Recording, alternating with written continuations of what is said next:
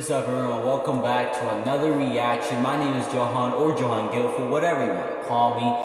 I keep doing that, but I don't know. But yeah, just call me Johan because that's probably my real name. That's my real name.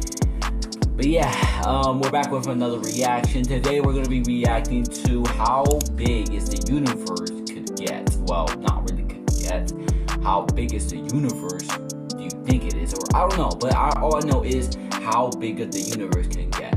For what I see, for what I know, is that it's literally the largest thing in the whole universe. Maybe not the largest thing in the universe.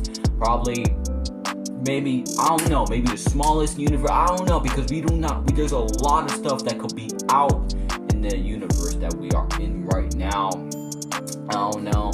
But this was made from real life lore. I'll leave his link in the description box below. But yeah, if you guys enjoyed this video, please consider subscribing with the bell because it really helps me out. And also leave a like while you're down there. And actually comment down below if you enjoyed these videos. But yeah guys, hope you guys enjoyed the video. Let's get it. This is Earth. You live here on this planet somewhere, and everything that you've ever known is located right here. But just how small exactly is Earth when compared to the scale of the entire universe? Let's start by zooming out to where we can see our nearest cosmic neighbor, the Moon. You may think that the Moon is very close to Earth since it dominates our night skies, but in reality the Moon isn't this close to our planet, it's actually about this far away. 384,400 kilometers away from you right now on average. You could... Okay, so this I really didn't know because like I would always think that is the Moon close or very far. I mean, it's technically both because the Moon is actually really close to us, but then it's far away from us, you know? Because it takes 3 days, like 3 days just to get to the Moon in average in reality. I didn't know that because like it was really close when we all knew that, but it was, I feel stupid on that one, but hey, we learn together.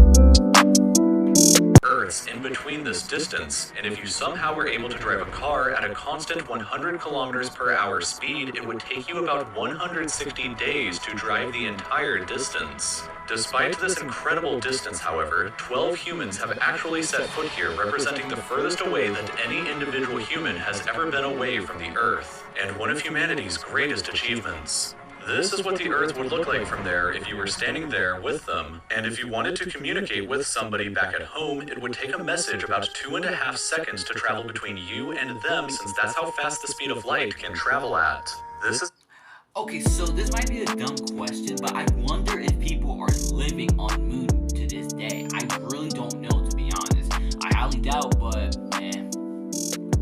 This is a photo that was taken on Mars, and that tiny dot that you see there is Earth as seen from the Martian surface. On average, Mars is an incredible 225 million kilometers away from Earth, but that distance can be as high as 401 million kilometers. That means that whenever humanity finally gets around to landing a human on the planet, that person will be 986 times further away from Earth than the astronauts who landed on the Moon were. In addition, the time delay for sending a message from Mars back to Earth isn't just 2.5 seconds, it's actually more like 20 minutes each direction, which would render instant communication in the event of an emergency impossible. When we zoom out even further away, we can find the Voyager 1 space probe, which is the furthest away man-made object from Earth. It is currently located 138 AUs from the Earth. AU meaning astronomical unit, which is the distance between the Earth and the Sun, which means that Voyager 1 is 138 times further away from us than the Sun is.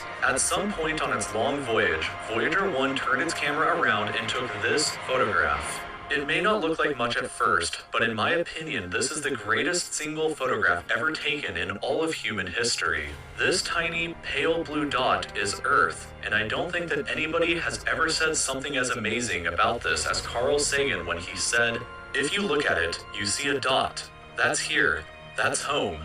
That's us. On it, everyone you ever heard of, every human being who ever lived out their lives. The aggregate of all our joys and sufferings, thousands of confident religions, ideologies, and economic doctrines. Every hunter and every forager, every hero and coward, every creator and destroyer of civilizations, every king and every peasant, every young couple in love, every hopeful child, every mother and every father, every inventor and explorer, every teacher of morals, every corrupt politician, every superstar, every supreme leader, every saint and sinner in the history of our species lived there, on a mote of dust suspended in a sunbeam. Wow. Voyager 1 is currently traveling at 17 kilometers every single second, but even at that speed, it won't break out of the reach of our solar system for another 30,000 years. Once we go beyond the solar system, we arrive in our interstellar neighborhood. Here we shift to the light year unit of measurement, which is the distance that light travels in a full Earth year, or about 9.461 trillion kilometers. The star Proxima Centauri here is the closest other star to us other than our sun, but it's still 4.24 light years away from us. To put that into perspective, if it was heading in the right direction, it would still take Voyager 1 over 70,000 years to reach it. In other words, if you drove your car at 100 kilometers an hour like in our previous example to the moon, it would take over 6 times longer than the entire age of the universe is just to finally get there, and it wouldn't even exist still when you arrived. When we zoom out even further, we can see the entire Milky Way galaxy, inside of which Earth is located right here. This yellow dot is the furthest extent of humanity's radio broadcasts throughout history, which means that any possible aliens who live outside of this range are totally unaware of humanity's presence. It's complete silence outside of this yellow dot as far as we are currently aware, but the entire galaxy spans over 100,000 light years from end to end. There are over 100 billion stars and over 100 billion planets inside of our galaxy. But you have never seen the full glory of the galaxy at night because 99% of the stars that you can see with the naked eye are limited to this small, tiny region right here.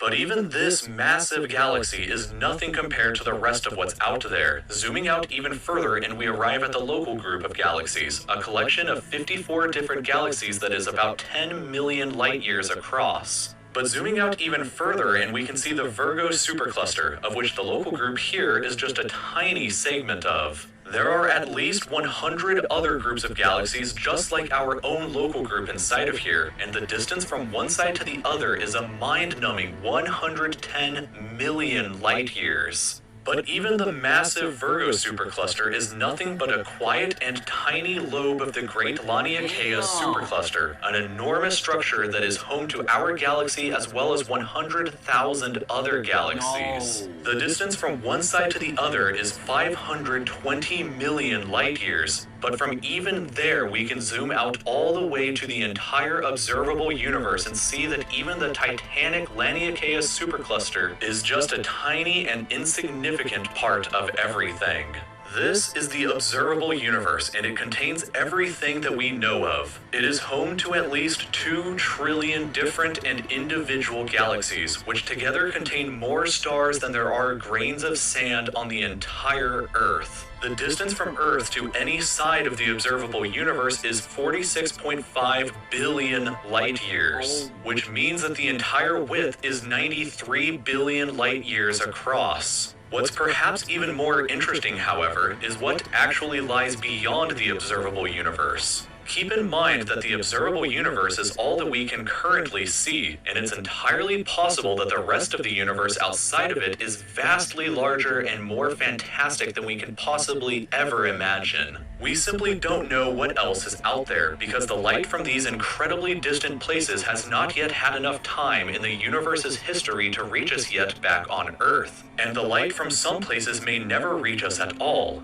Because some parts of space very far away from Earth are expanding away from us faster than the speed of light, that means that the light from these places will never, in an infinite amount of time, reach Earth. Meaning that even if humanity is eternal and exists forever, there will still be an unknown number of places in the universe that we will never know about or ever see. So, it is very likely that as unbelievably enormous as it seems, the observable universe is just a tiny slice of what we can currently see of the entire universe. According to the theory of cosmic inflation that was proposed by Dr. Alan Guth, if it is assumed that cosmic inflation began at 10 to the negative 37th of a second after the Big Bang, and with the assumption that the size of the universe before inflation began was equal to its age times the speed of light, then this would seem to suggest that at the present day, the entire universe is 150 sextillion times larger than the observable universe. That number for reference looks like this, with this many zeros. Let this number sink in for just a moment. This would be similar to you thinking that the entire observable universe, everything that you could see, was the size of a light bulb, but then realizing that in reality the entire universe is larger than the former planet of Pluto.